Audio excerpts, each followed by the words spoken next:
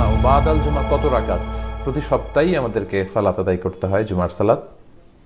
শ্রেষ্ঠ একটি দিন, এদিনেই কিয়ামত হবে। এদিনে আদম আলাইহিস সালামকে আল্লাহ তাআলা সৃষ্টি করেছেন। আদম আলাইহিস সালামকে পৃথিবীতে এই জুমার দিনেই পাঠানো হয়েছে, জুমার দিনে দোয়া কবুল করা হয়েছে ওনার, জুমার দিনেই কিয়ামত হবে। তো এই জুমার দিনে আমাদের 2 রাকাত ফরজ সালাত পড়তে হয়, বা ওয়াজিব যেটাকে আমরা বলি। তো এর আগে পরে কতটুকু সালাত পড়তে হয়, এটা ছিল ভাইয়ের প্রশ্ন। আমরা প্রশ্নের উত্তর দিচ্ছি।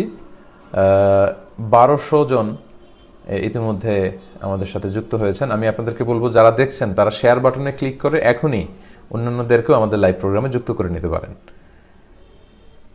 তো জুমার সালাতের আগে কয় রাকাত, পরে কয় রাকাত? জুমার সালাতের আগে হচ্ছে 2 রাকাত। বিশুদ্ধ মত অনুযায়ী, সুন্নাহসম্মত যে মত, সেটা হচ্ছে জুমার সালাতের আগে আপনি 2 রাকাত পড়বেন। মসজিদে ঢুকেই 2 রাকাত পড়তে হয়, এটা পড়বেন। ওটা পরে যদি আরো সময় পান আপনি আরো পড়বেন। অর্থাৎ ইমাম সাহেব খুতবা দেওয়ার আগ পর্যন্ত আপনি 2 করে মা কুদ্দির আলাকা মা কুদ্দির আলাহু, আপনার যতটুকু সুযোগ হয়। তার মানে বোঝা গেল জুমার সালাতের আগে কাবলাল জুমা এটা সুনির্ধারিত নয়, এটা অনির্ধারিত। 2 করে যদ্দূর পড়া যায়। আচ্ছা, আর বাদাল জুমার ক্ষেত্রে সহিহ সুন্নাহ যেটা এসেছে 4 রাকাত। বাদাল জুমা আপনি পড়বেন 4 রাকাত যদি মসজিদে পড়েন, আর যদি ঘরে গিয়ে পড়েন তাহলে 2 রাকাত। আল্লাহ রাসূল সাল্লাল্লাহু আলাইহি ওয়াসাল্লাম মসজিদে নববীতে যখন বাদাল জুমা পড়তেন তিনি 4 রাকাত পড়তেন, ঘরে গিয়ে পড়লে 2 রাকাত পড়তেন।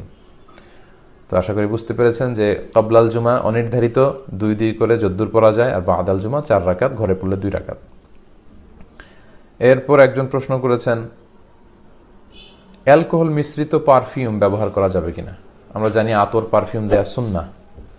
তো এই আতর বা পারফিউম অ্যালকোহল মিশ্রিত যেটা, এটা দেয়া যাবে কিনা, এক ভাইয়ের প্রশ্ন। তো অ্যালকোহলের ব্যাপারে কথা হচ্ছে যে অ্যালকোহলকে আরবিতে বলে খামর। এই খামরটা ইটসেলফ হারাম কিনা এটা নিয়ে মতানৈক্য আছে। কিন্তু অ্যালকোহল, মদ যেটা বানানো হয়, এটা খাওয়া হারাম, এই নিয়ে কোনো মতানৈক্য নাই, এটা একমত সবাই। ইন্নামাল খামরু ওয়াল মাইসিরু ওয়াল আনসাব ওয়াল আজলাম রিজসুম মিন আম। তো এমডি নাজিম উদ্দিন ভাই প্রশ্ন করছে, কল দিচ্ছেন, প্লিজ এখন কল দিবেন না, লাইভের পরে আপনারা কল দিতে পারেন।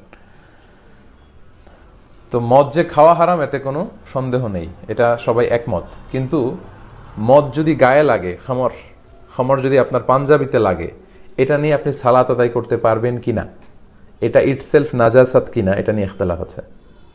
কেউ কেউ বলেছেন এটা ইটসেলফ নাজাসাত, পাঞ্জাবিতে লাগলে ধুয়ে নামাজ পড়তে হবে। আর কেউ কেউ বলেছেন না, এটা ইটসেলফ নাজাসাত না, এটা জামায় লাগালেও নামাজ পড়া যাবে। যারা জামায় লাগালেও নামাজ পড়া যাবে, এটা নাজাসাত না, তাদের মতে অ্যালকোহল মিশ্রিত পারফিউম ব্যবহার করলে সমস্যা নেই।